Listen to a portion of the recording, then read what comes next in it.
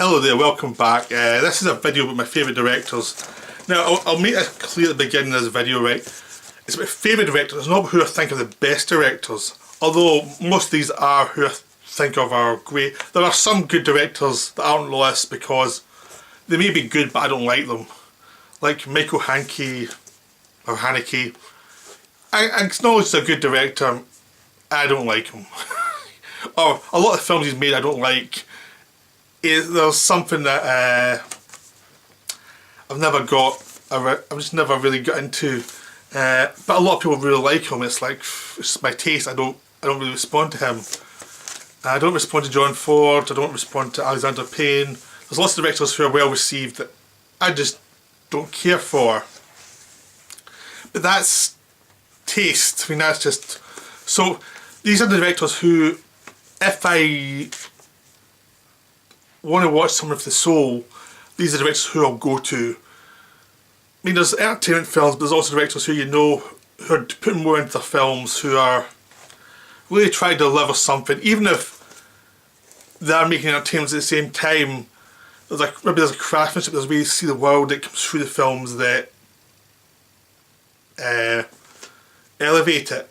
You know, so you'll probably find that there's certain directors who you really like who are in this list. There's certain directors who are you'd expect to be on the list but aren't. I mean, like Tarantino is not on the list. Okay. Anyone who saw my video last week will know my problem with both Tarantino and Ford. Those two people are not on the list. Okay, I've got a list. I've got a runners up as well because there's so many I can't remember. I'm going to miss something else. I just wrote them down because it's easier, really. Because even when I was doing it, like I wrote something right down last week and I ended up changing bits and bobs, so the scores names out. Because you think, I can't remember, I believe I forgot this person. Because it's just a blur of people you really love, and there's tons of them. Okay, so the runners up, these are the runners up. Before I'll go into detail about the directors I really like, but these 10 or 11 or 12 are the runners up. There's Orson Welles, who I've just talked about. A while ago he had been in my top 5, and he might go back up to my top 5. A lot of these directors are different, even like a month or two ago would have been on the top 10, and then they moved down and they can move back up. So all of these could easily go back on. So there's John Carpenter. I love John Carpenter films. Get entertainment, but beautifully the way he does it is just wonderful. Kieslowski. I love Kieslowski films. They're a bit cold for some people, but I really respond to them. It's like, I know Saoirse Ronan, who does videos, he really likes Kieslowski. I don't like him as much as he does, but I really like him. It's just, I need to start watching his films again. It's like I haven't watched them for a while, so I don't really want to put them above because I've got the films on Blu-ray now, but I need to sit down and watch them again because I haven't watched them, his films. I went through a phase of watching his films like in the late 2000s. I watched tons of them then, but I haven't watched them since then because I like to let films sit in my head for a bit, then go back and see them. I don't like to watch them all the time. I want them in my head for a while. There's Fritz Lang, who normally is in the top 10. At the moment, again, because I haven't watched his films for a while, he's dropped down, but in most years I'd be in the top 10. So that's the kind of list is going to be. Aki Kaurismäki. He's a director I haven't seen enough of, but I've got the box set with most of his films. I've seen quite a lot of them. I saw quite a few of them as a student, and I've seen quite a few of them since then. I want to see more. It's just like a case of he didn't make the top 10 because I haven't seen enough of his films, but everything I've seen I've thought was amazing. He's one of those most lovable directors in a weird way. There's something lovable about his films. But I've only really seen his 90s films, haven't seen these recent ones, so I'm going to have to watch them. Okay, Brian De Palma. I'm doing the De Palma season just now, so there's another one coming up after this. There's Chris Marker. He's wonderful. He does these documentaries. He did La Jetée, which 12 Monkeys came from. But he does all these documentaries in China and Russia, all over the world, Japan. He's wonderful. I've got a box set coming through from him, which is The Owl's Legacy, which I'm really looking forward to seeing.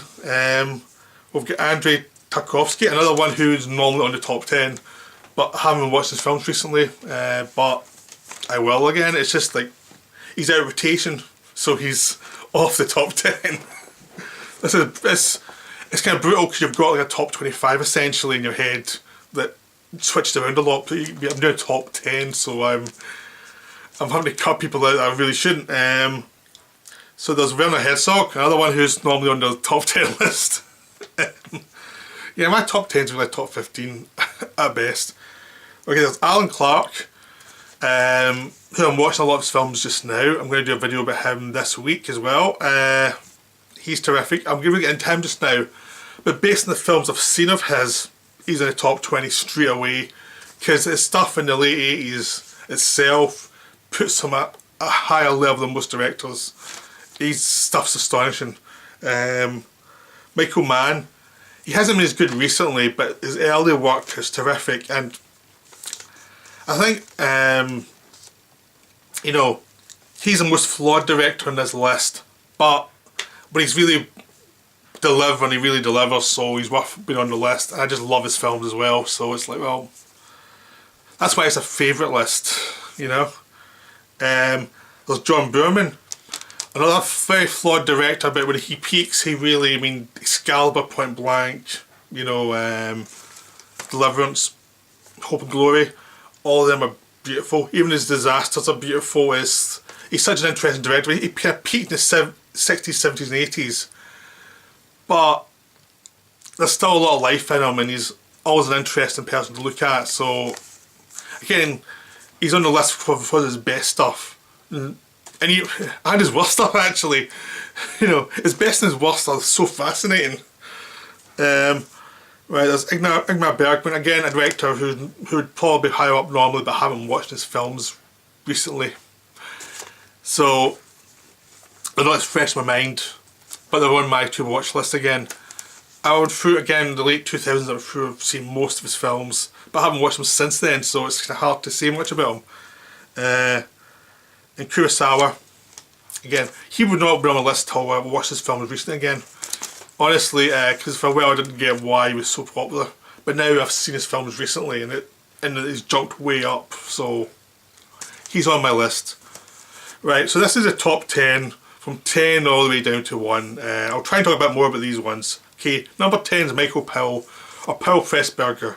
I mean, most of the best ones are Powell Pressburger films, but he made Peeping Tom on his own, so that's why he gets a single thing, but it's Powell Pressburger really. I mean, one of my favourite films ever is The Life and Death of Colonel Blimp, which is a beautiful film.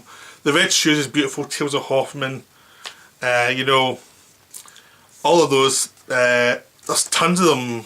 Black Narcissus, it goes on and on, there's so many. We did a lot of Canterbury Tale, we made a lot of films that are less remembered, because he went from big films to small films a lot.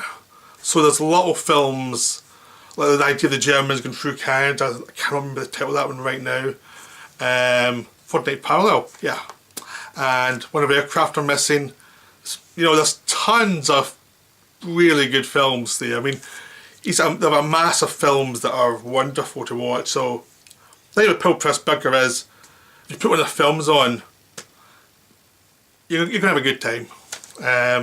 Another one, I Know Where I'm Going, is a beautiful film. So that's another really wonderful film to see. So that's number 10. Number 9 is David Lynch. David Lynch is another frustrating director because he can go wayward at times, and for a lot of people, you know, he goes way too art house, but for me it's perfect because he's following his own muse, he's just doing his own thing. Either you like it or you don't, and that's it. You know, some people think he's self-conscious, but I don't think that. I think he's aware of what he's doing. I don't think he really cares about anything. I think he just wants to do what he's doing, be left alone to do what he's doing. And if he thinks some of his stuff's arty, I don't think he cares that much.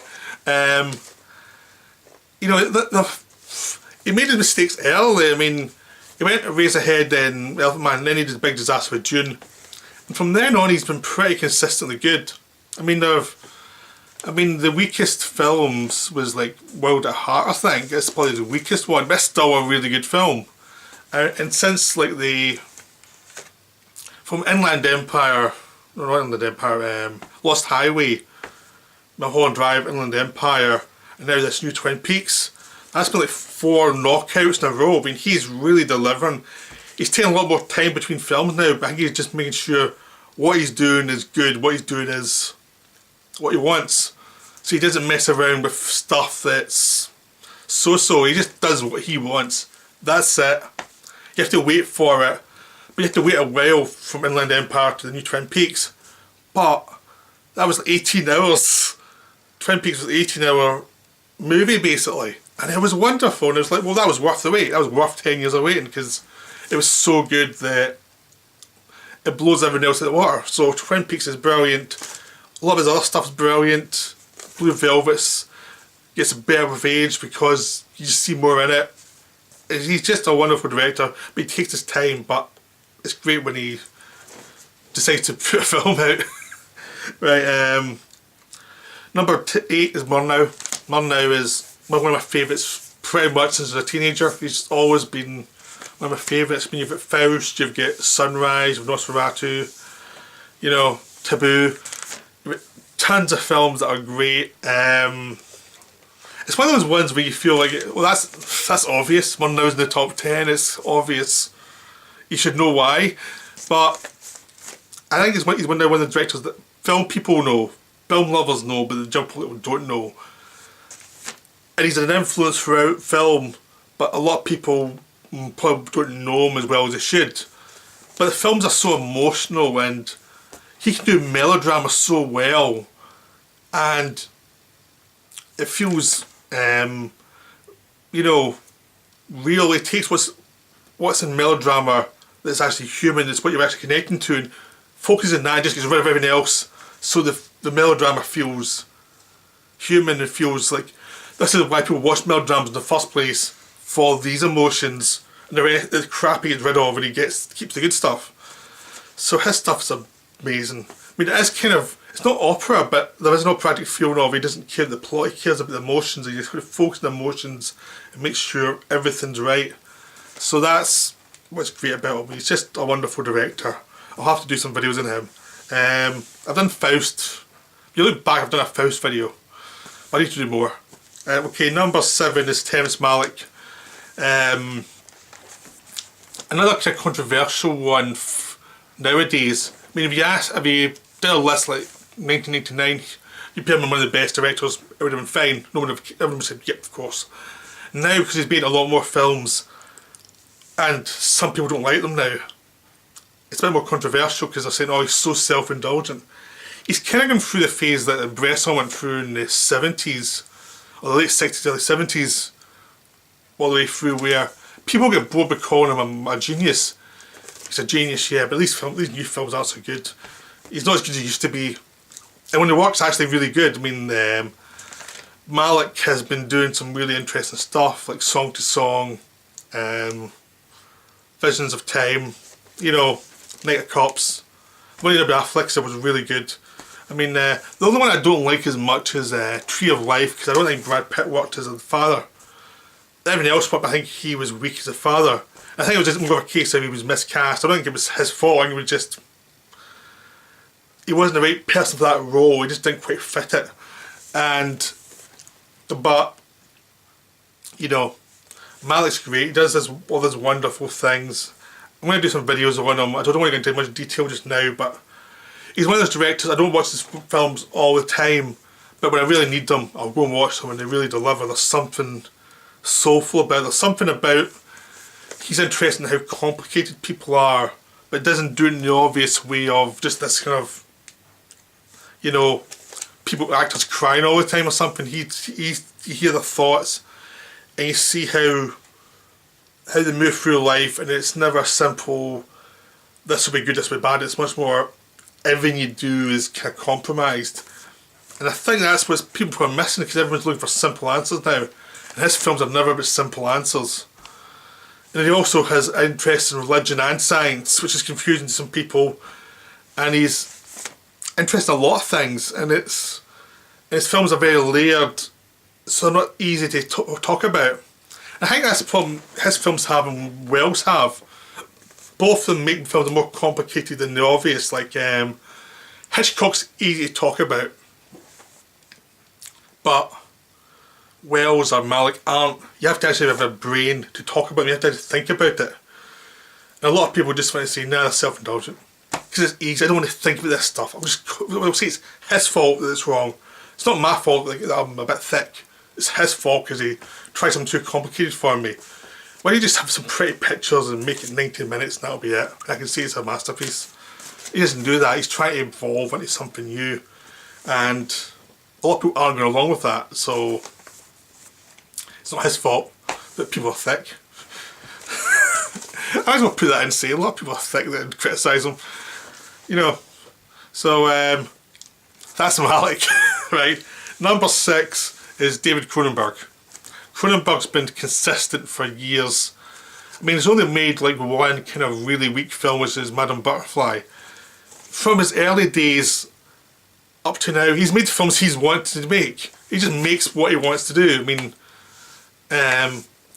the early films and his later films still feel the same person, even though he's changed throughout his life and his focus has changed. I mean, he started out much more science fiction, horror, and now he's much more into the natural world, and just, he doesn't make films with people with silly names anymore, but a lot of the sessions that go through the films still feel the same sessions that he started with. It's just they're coming out in a different way now, and his films are always very human and very much based on the idea of people are screwed up, their ideals are screwed up, their ideology is screwed up, people are just trying to find something to hold on to, some idea that will get them through the crises they're in.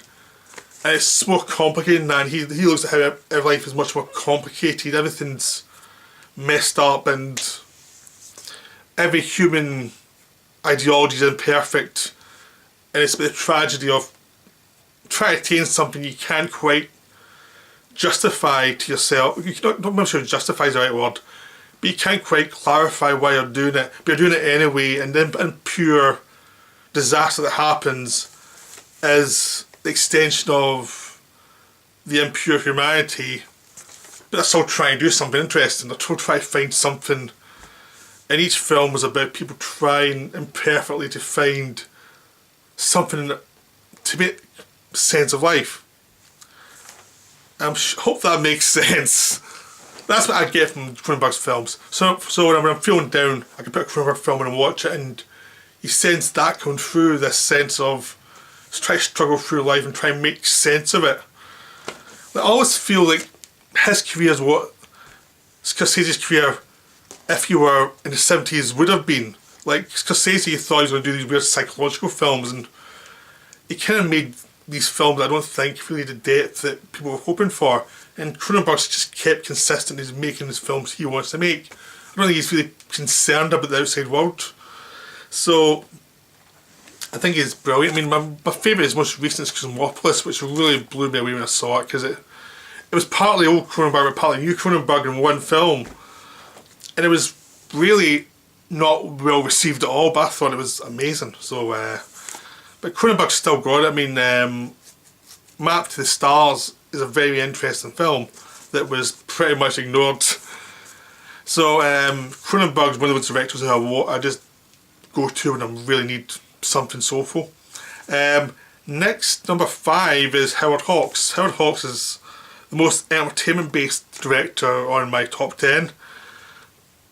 I mean, him and Michael Powell are the ones who are more focused on entertainment than anyone else, but they're so good at it that in their depth within what they're doing, they make entertaining films because that's their expression, and they can express themselves through that and have more depth to them through the entertaining, like, you know, the mainstream. They can use the mainstream to connect with the masses in a way that a lot of the directors can't, and they're not like selling out by being mainstream directors. And Howard Hawks does this great thing of his characters are cynical, they're fast talking, they're funny, they're unsentimental, but they care about each other. They're trying to get through life, they're trying to get through bad situations, and they deal with each other with humanity.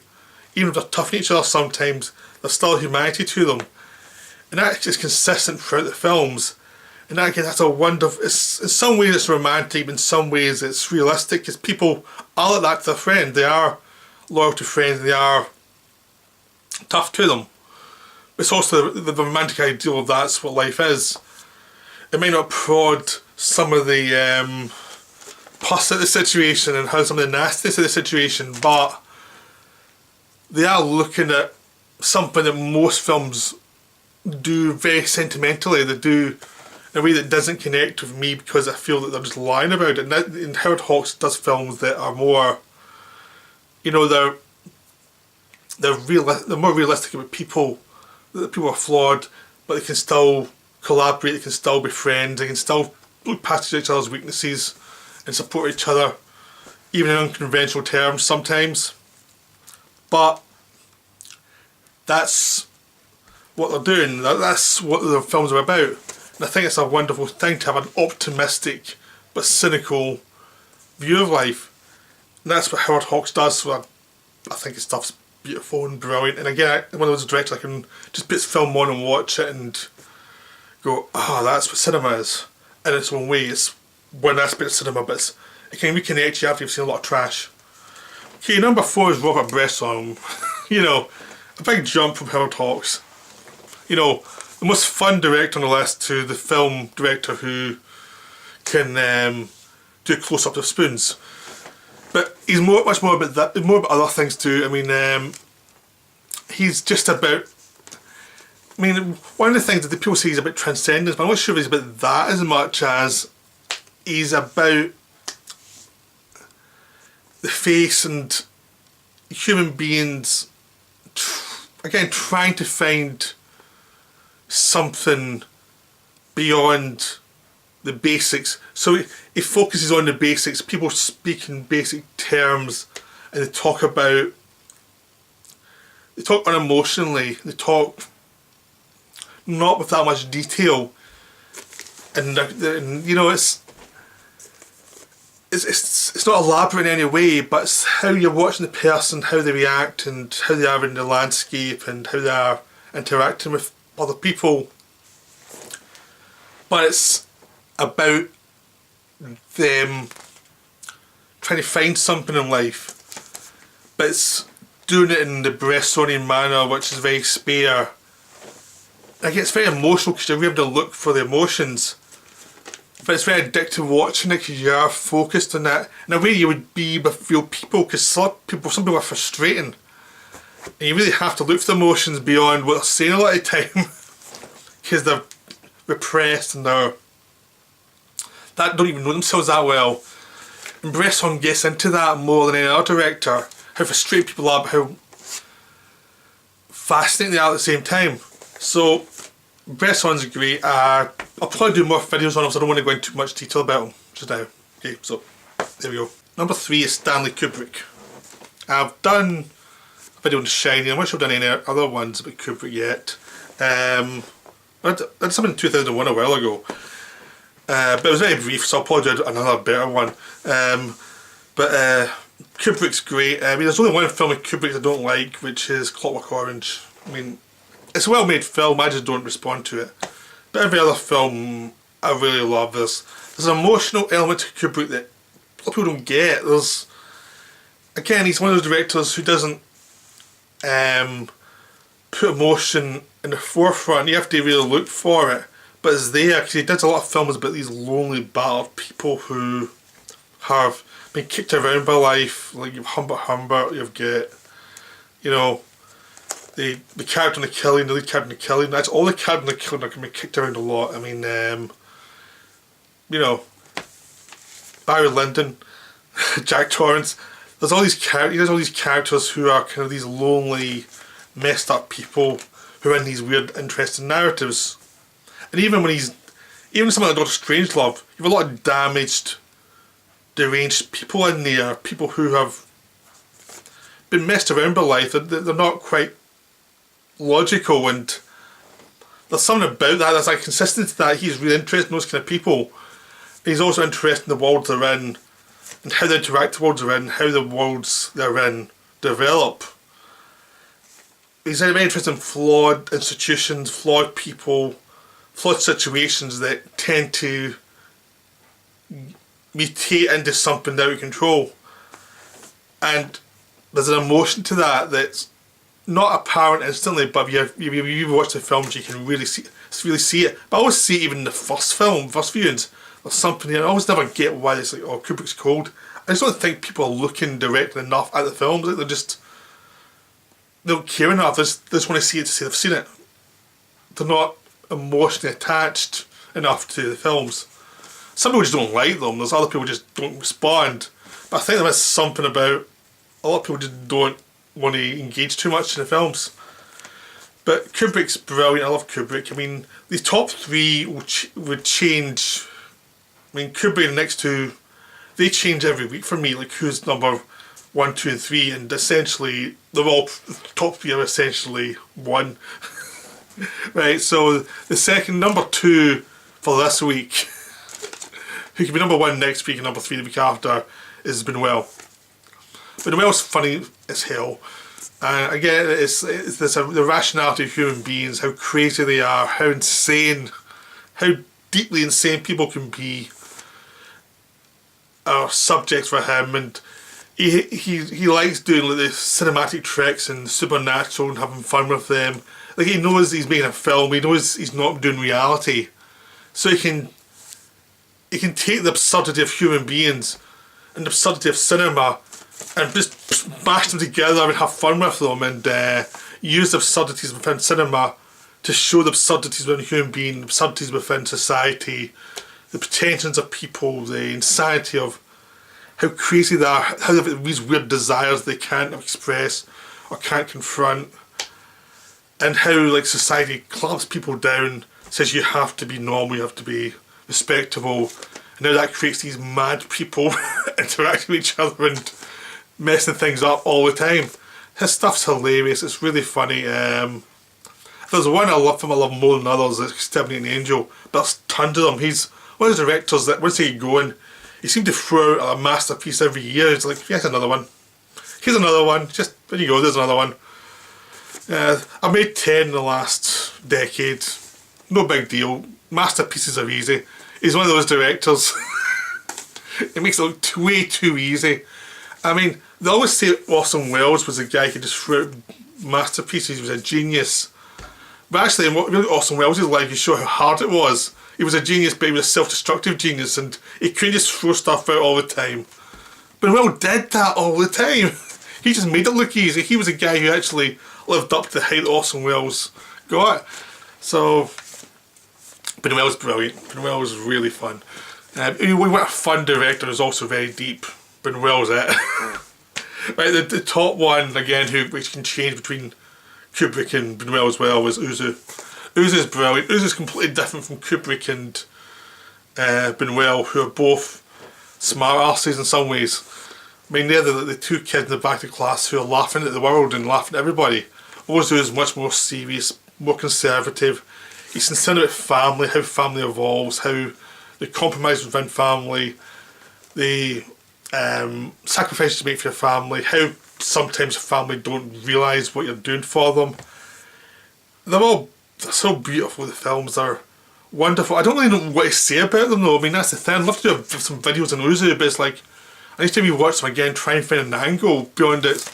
Yeah, go watch Ozu. He's brilliant. They're all brilliant. Just keep watching them. They're amazing. Because that's the thing with Ozu. Just watch it and just be amazed how good he is. He is astonishingly good director. He's again one of those directors, like, he makes it look so easy to make a masterpiece. It's like, yeah, I've done another one. Yep. And I'm modest too. You know. Tough the rest of us. That's Ozu. A genius who looks very modest. So I hope you enjoyed that list. That's I just thought it'd be good to have a list, just say, like, these are the directors who mean the most to me. And there's other directors who mean a lot to other people, but these are the ones that mean the most to me. These are the ones. There are other directors who have made a couple of films I really love, but the rest of their careers haven't lived up to that. You know, but these are the ones who are consistently good, who consistently make films that I respond to emotionally. So I thought it would be good to make a video about them. So I hope you enjoyed this, and I'll be back soon with my Dress to Kill video.